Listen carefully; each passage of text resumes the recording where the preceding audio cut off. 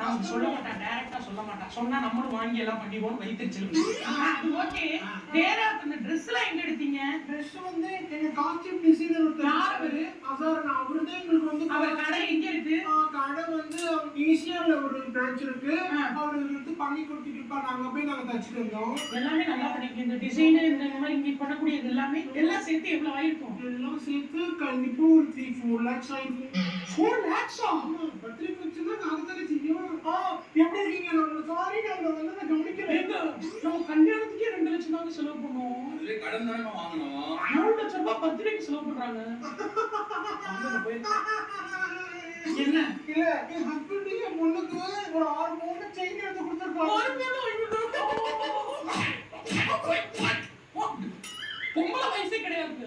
நானும் சொல்லிக்கிட்டே இருக்கேன் பொம்பளை வயசு பேசு அப்படின்னா இதுமா இழுத்து பேசுது பொம்பளை. தயவு தவிக்க ஏங்க நீங்க சம்பாதிங்க, எரிச்சலா இருக்கு.